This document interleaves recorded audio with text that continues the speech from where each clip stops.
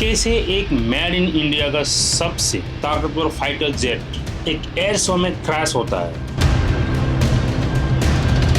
इस गुत्थी को समझने के लिए इस वीडियो को 3 सेक्शन में डिवाइड किया गया है। First, show and pilot, second, crash and third, जांच और सच्चाई, इन्वेस्टिगेशन एंड ट्रूथ। ये एविएशन का सबसे बड़ा दिन माना जा रहा था, लेकिन पल भर में यह एक भयानक सपने में बदल गया। दुनिया के सबसे मशहूर एयर शो के आखिरी दिन एक फाइटर जेट हजारों लोगों के सामने आसमान से सीधे नीचे गिरा और फट गया।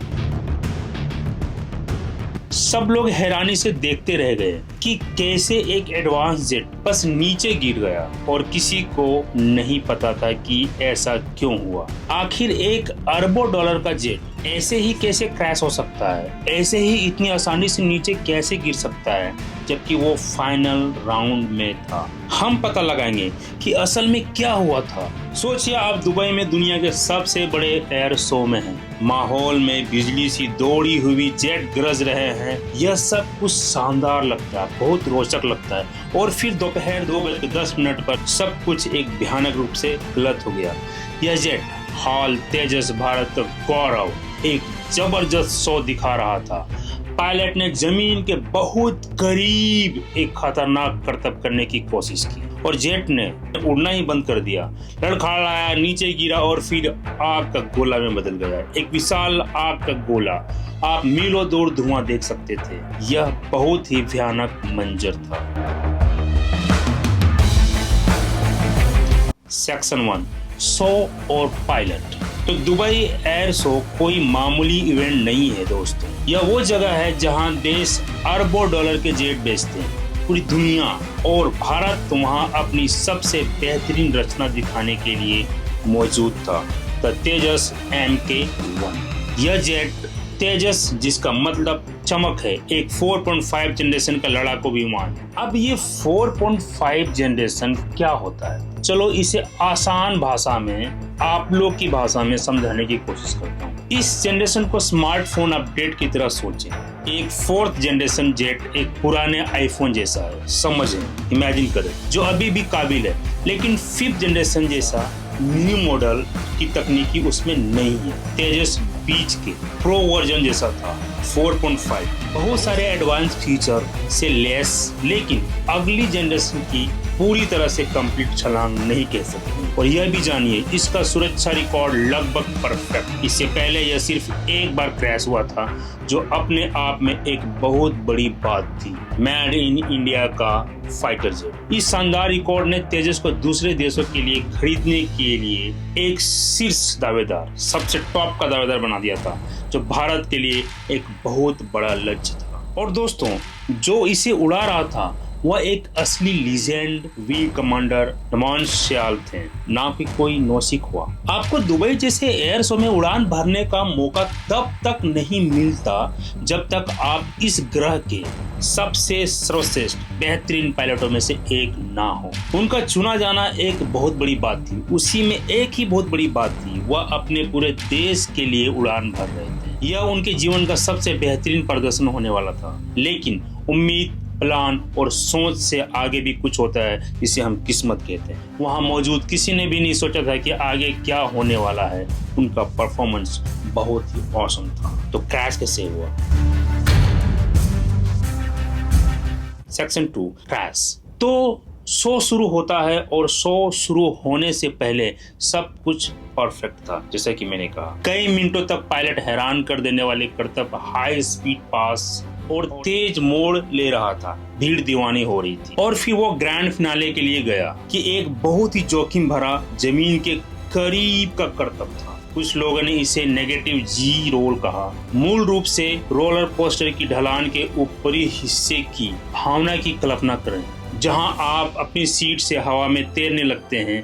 वहीं नेगेटिव जी का कल्पना कीजिए कि एक पायलट जानबूझकर ऐसा कर रहा है, लेकिन नीचे स्टील की पटरी के बजाय सिर्फ कुछ 100 फीट की खाली हवा है। गलती की कोई गुंजाइश नहीं है।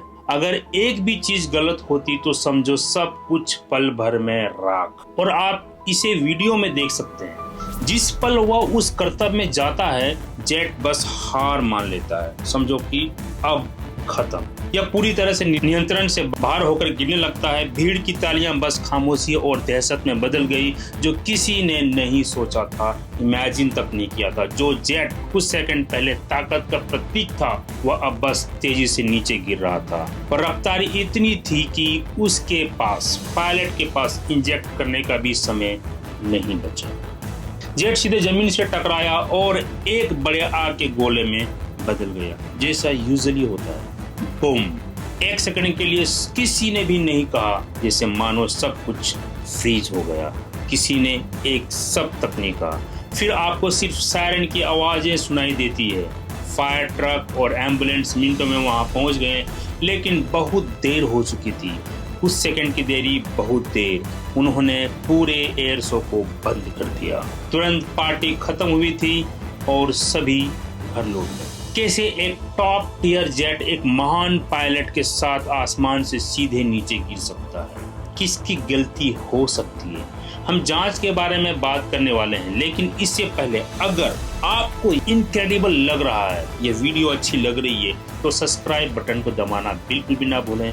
आपकी एक मदद हमें हजारों उम्मीद देती है, तो इसे बिल्कुल भी मिस ना करें। सेक्शन 3, जांच और सच्चाई। तो जैसे ही यह हुआ, जांचकर्ता जेट के ब्लैक बॉक्स को खोजने के लिए घटनास्थल पर पहुंच गए। उन्हें यह पता लगाना था कि क्या गलत हुआ था, और केवल 3 ही वास्तविक संभावनाएं हैं। पायलट से कोई चूक हुई, किसी ने विमान में तोड़फोड़ की, या जेट खुद ही खराब हो गया। अचानक से परिवर्तन। चलिए इसे समझते हैं। तोड़फोड़, इन चीजों में यह हमेशा एक संभावना होती है, लेकिन अब तक कोई सबूत नहीं है। क्या पायलट से कोई गलती हो सकती थी? यह आदमी दुनिया के सर्वश्रेष्ठ टॉप क्लास का पायलटों में से एक था, लेकिन वह खतरनाक करतब किसी को भी भ्रमित कर सकता है। जब तक हम कॉकपिट की रिकॉर्डिंग नहीं सुनते, हम निश्चित रूप से नहीं जान पाएंगे। यह हमें सबसे डरावने विकल्प पर लाता है, एक मैकेनिकल खराबी। यह जेट फ्लाई बाय पावर के रूप में जाना जाता है, जिसका अर्थ है कि यह कंप्यूटर द्वारा उड़ाया जाता है। इसे ऐसे समझें, पायलट का कंट्रोल सटीक सीधे केबल के पंखों से नहीं जुड़ा होता। यह एक super advance video game controller की तरह है। वह कंप्यूटर को बताता है मैं बाईं ओर जाना चाहता हूं या दाईं ओर जाना चाहता हूं, और कंप्यूटर इसे करने के लिए पंखों को पूरी तरह से हिलाता है। मतलब उनका कोई कंट्रोल नहीं है। लेकिन अगर वह कंप्यूटर 1 सेकंड के लिए भी क्रैश होता है, 1 सेकंड के लिए भी हो जाए, तो कंट्रोलर काम करना बंद कर देता है। पायलट अपने ही कॉकपिट में एक यात्री बन के ही रह जाते हैं। वह पूरी तरह से असहाय हो जाते हैं, यहाँ तक कि दूसरे जेट्स में छोटे हाइड्रोलिक लीक की कुछ दबी दबी अफवाहें भी आ रही है। क्या इस बेहद तीव्र करतब ने एक बड़ी विफलता का कारण बना दिया? यह संभव है, लेकिन अभी तक कोई भी प्रूफ नहीं है। भारत के लिए यह ऐसा था जैसे एप्पल एक बिल्कुल नया आईफोन लॉन्च करे और वह कीनोट के दौरान पैर ही मंच पर ही फट जाए। यह एक प्यार के 2 सपने हैं। दुनिया के सबसे बड़े एयर शो में अपने सबसे एडवांस जेट का क्रैश होना हर किसी को एक सवाल करने पर मजबूर करता है कि यह विमान वास्तव में कितना सुरक्षित है। और यह पहली बार नहीं है कि ऐसा कुछ हुआ जो एयर शो सीमाओं को लांघने के बारे में होते हैं, और कभी कभी वे सीमाएं पलटवार करती है। 1988 में रामस्टीन और 2002 में स्क्वानिल्यू में पहले भी भयानक दुर्घटनाएं हो चुकी है। एक अद्भुत शो और एक पूरी तरह से बीच एक बहुत पतली रेखा होती है। दुबई क्रैश एक परफेक्ट स्टॉर्म था, एक बेहद जोखिम भरा करतब, और साथ ही कुछ ऐसा जो पल में विनाशकारी रूप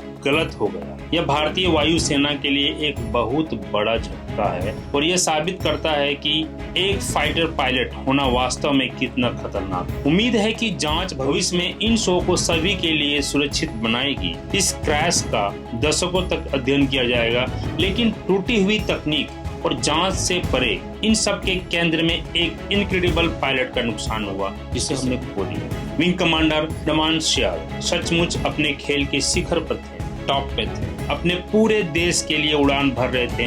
उनकी दुखद मृत्यु एक बहुत बड़ी याद दिलाती है कि इस सारी अद्भुत तकनीक होने के बाद भी इस दुनिया में कोई है जो सबका मालिक है। आज के लिए इतना ही। जय हिंद दोस्तों, मिलते हैं नेक्स्ट वीडियो में। सब्सक्राइब।